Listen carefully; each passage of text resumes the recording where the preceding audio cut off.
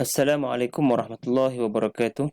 Bismillah wassalatu wassalamu ala Rasulillah wa ala alihi wa sahbihi wa man nasarahu wa wala. Ya Rabbi lakal hamdu hatta tarda wa lakal hamdu idza radita wa lakal hamdu ba'da ridha. Ya Rabbi lakal hamdu kama yanbaghi li jalali wajhika wa 'azimi sultanik. Allahumma salli wa sallim wa zid wa barik wa an'im ala sayyidina wa maulana Muhammad wa ala alihi wa sahbihi wa barik wa sallim. Apa khabar semua? Semoga sihat walafiat, semoga dirahmati Allah Subhanahu wa taala, semoga diberkati masa, diberkati kesihatan, mudah-mudahan dapat melakukan amal ibadah, kebaikan dan kebajikan di bulan Ramadan ini. Semoga Allah kurniakan rahmatnya, pengampunannya dan juga pembebasan daripada azab, insya-Allah. Amin ya rabbal alamin. Baik, kita sambung lagi pengajian kita untuk topik yang ke-12, iaitu topik al-mubtada' wal khabar. Apa itu mubtada', apa itu khabar? Secara ringkasnya, kita kata mubtada' itu perkataan yang kita panggil sebagai subjek. Kita nak sebut cerita dalam ayat tu, kan? Kita sebut, kita kata, sebagai contoh, kita kata Muhammad.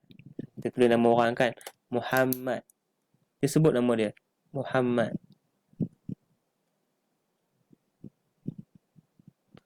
Okey, ini subjek kita. Kita nak cerita pasal Muhammad, kan? Jadi kita sebut nama dia dulu, Muhammad. Tapi mubtada' ni dia tak kelengkap lagi. Ya, sebab kita hanya datangkan subjek saja. Jadi orang tak faham apa yang awak nak cakap tentang Muhammad. Muhammad apa? Jadi di situ kita kena sempurnakan ayat ini. Muhammad apa? Muhammadun karimun. Muhammad pemurah. Karim tu boleh juga kita terjemahkan mulia. Jadi Muhammad seorang yang pemurah atau Muhammad seorang yang mulia.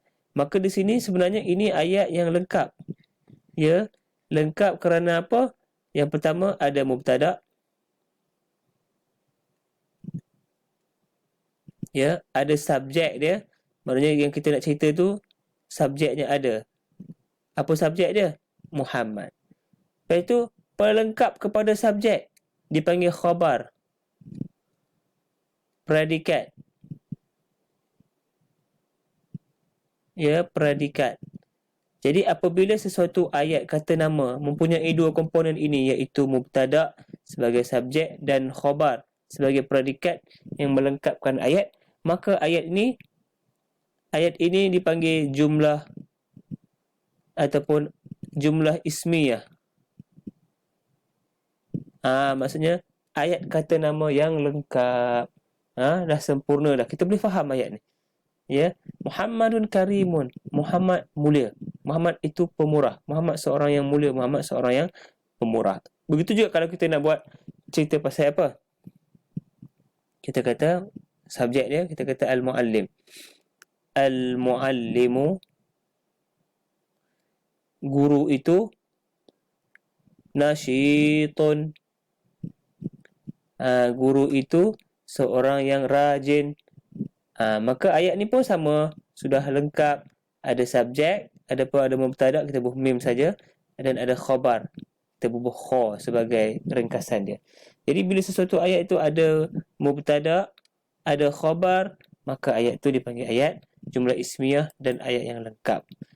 Okey, itu tajuk kita hari ni. Pendek je. Yang itu saja tajuk kita.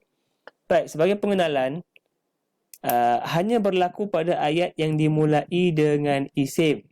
Maksudnya tajuk mubtada' khabar ini, subjek dan predikat ini, dia hanya akan timbul, hanya akan diperbincangkan ataupun hanya akan berlaku dalam ayat yang ada kata nama. Ni, mana kata nama?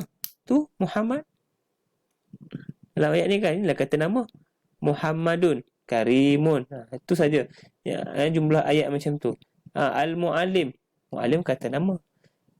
Daraba tak akan jadi. Dalam ayat daraba kataba takkan ada mubtada' khabar. Ya. Sebab daraba kataba itu adalah kata kerja. Bila ayat kata kerja dia dipanggil jumlah fi'liyah, ayat lain pula. Kita akan belajar pada tata bahasa Arab nanti. Tapi dekat sini bila kita sebut Muhammadun karimun, al-muallimu nasyitun, itu adalah jumlah ismiyah ataupun ayat kata nama, dan Mubtada dan khabar ni mubtada dan khabar ni ialah antara unsur yang masuk dalam ayat kata nama. Okey, sambung lagi. Setiap ayat yang dimulai dengan isim, yang ini kata nama, wajib mempunyai dua komponen ini. Ini dua komponen inilah yang saya sebutkan tadi, mubtada dan khabar. Okey, mubtada dan khabar. Kita tengok secara ringkas apa dia punya huraian bagi setiap komponen. Setiap komponen dia ada tanda-tanda, ciri-ciri yang kita boleh kenali sebagai ciri permulaan lah, ciri yang mudah. Yang pertama ialah kita ambil mubtada dulu. Mubtada apa dia? Subjek yang ingin diceritakan. Tadilah kita nak cerita pasal Muhammad kan? Muhammad. Kita nak buat ayat mubtada khabar ni mesti ada subjek dulu. Apa benda subjek kita? Kan? Apa benda yang kita nak cakap? Apa benda kita nak khabar kepada orang? Apa benda yang kita nak ceritakan? Okey, itu subjek. Dan subjek ni mestilah isim. Mana boleh kata kerja ya, mesti kata nama. Yang kedua, ia mestilah ma'rifah. Okey, ma'rifah tu maksudnya isim yang dikenali, isim yang ma'rifah. Ya. Dan isim yang ma'rifah ini boleh terjadi, boleh dikenal pasti ataupun boleh kita bentukkan melalui 5 perkara ini. 1, 2, 3, 4, 5. Ya. Disebut antaranya itu kan. Maksudnya ada 5 perkara yang boleh kita buat bagaimana untuk membentuk kata kerja tadi. Kenapa dengan saya punya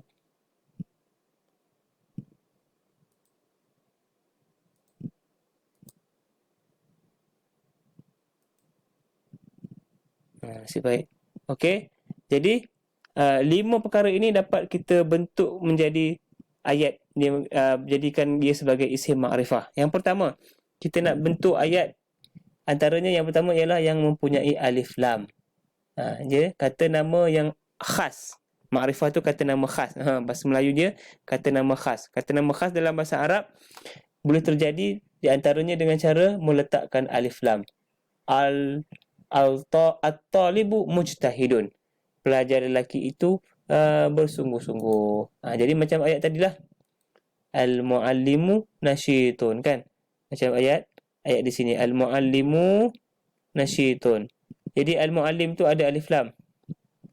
Jadi ayat tu ayat yang pertama sekali ada alif lam.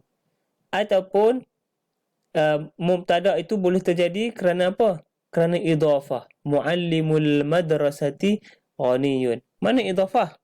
Tu ya, muallim dan al-madrasah. Muallim mudhaf, madrasah mudhafun ilaih. Cikgu sekolah itu kaya. Jadi di sini berlaku idhafah. Maka muallim dan muallimul madrasah ni bukan ayat ya. Ini frasa. Ayat yang belum lengkap, belum jadi ayat yang lengkap lagi. Frasa ini menjadi mubtada. Ya. Muallimul madrasah ialah mubtada dalam ayat ini. Cikgu sekolah itu, itu baru frasa. Baru subjek tapi dalam bentuk frasa. Sebab dia ada lebih daripada satu perkataan. Ghaniyun, baru kita masukkan khabarnya. Kaya. Kaya. Cikgu sekolah itu kaya. Maka itulah khabar yang melengkapkan idhafah tadi. Yang melengkapkan mubtada. Okey? Jadi kalau kita nak nak bentuk ayat idhafah, boleh. Jadi dia adalah mubtada. Ya, tapi frasa, mubtada dalam bentuk frasa, iaitu gabungan gabungan dua perkataan menjadi satu perkataan. Okey. Jadi mula-mula alif lam, yang kedua yang kedua idhafah. Yang ketiga ismul isyarah. Isim isyarah juga boleh menjadi mubtada. Hadha, tengok. Ini, kita nak cerita kat orang kan. Ini apa? Lengkap kan? Ini pen. Atau ini sebatang pen. Ini sebuah meja. Selesailah ayat kita. Hadha tu jadi isim isyarah yang menduduki tempat mubtada. Ia menjadi mubtada, menjadi subjek. Kemudian yang ketiga, yang keempat, ad-dhamir. Dhamir kata ganti diri juga boleh menjadi subjek. Huwa, dia. Dia apa? Lengkapkan. Dia. talibun, seorang pelajar lelaki. Okey. Jadi kita boleh jadikan dhamir juga. Semua dhamir lah. Huwa, huma, hum, hiya, huma, hunna, anta, antum, antum, anti, antum, antunna, ana, nahnu. Kita boleh jadikan dia sebagai isim ma'rifah dan menjadi mubtada dalam sesuatu ayat. Kan? Hum muslimuna. Mereka semua adalah orang Islam. Jadi hum mubtada, muslimun khabar. Ulaika tullabun. Mereka semua adalah pelajar-pelajar lelaki. Jadi ulaika itu isim isyarah yang menjadi mubtada. Tullabun jadi khabar. Yang kelima yang boleh jadi kata nama khas, yang boleh jadi isim isyarah, yang boleh menjadi mubtada juga ialah kata nama isimul alam. Isimul alam tu nama orang. Disebut kata nama khas sebagai nama orang. Contohnya Muhammad. Tak ada alif lam pun tak apa. Yang penting dia memang tak ada alif lam, mana boleh buat alif lam kat Muhammad. Sebab dia memang kata nama orang dah maklum dah masyhur dah. Dia memang isim makrifah. Zainab ke, Fatihah ke, Ruqayyah ke, kata nama orang lah. Muhammadun jalisun. Muhammad itu jalis, sedang duduk. Okey. Jadi kalau nak bentuk mubtada, pastikan ada 5 ciri ini. Ada alif lam, ada idhafah, ada isim isyarah, ada dhamir, ataupun terus kepada kata nama khas, iaitu isimul alam.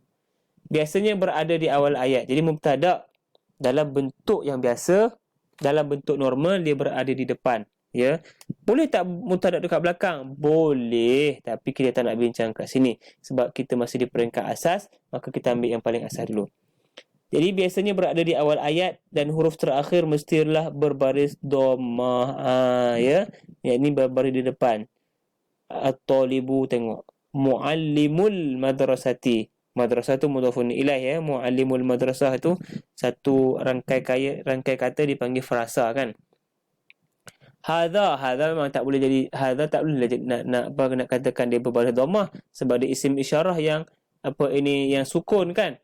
Maka dia fi mahal lah, duduk pada tempat dhammah. Dia bukan dhammah, dia berbaris sukun. Hadza, alif tu sukun mati. Dhamir huwa, dhamir muttasil, dhamir munfasil, mansub, maknanya dia berbaris fathah. Huwa, wa, baris fathah. Jadi kita tak boleh nak dhammahkan dia. Takkan kita nak bariskan huwu pula. Salah lah. Dhamir tak boleh berubah, isim isyarah tak boleh berubah, isim mausul pun tak boleh berubah. Sebab dia adalah perkataan yang berbaris kekal begitu. Okay. Muhammadun. Muhammadun ikut ayat lah. Kalau dekat depan jadi Muhammadun lah. Tiba-tiba dekat belakang jadi Muhammadan pun boleh, Muhammadin pun boleh. Jadi maksud di sini subjek dia terdiri daripada 5 jenis ni. Sama ada kita boleh buat dengan alif lam, atau idhafah, atau isim isyarah, atau dhamir, atau ismul alam, atau isim alam. Okey. Kita ambil satu contoh.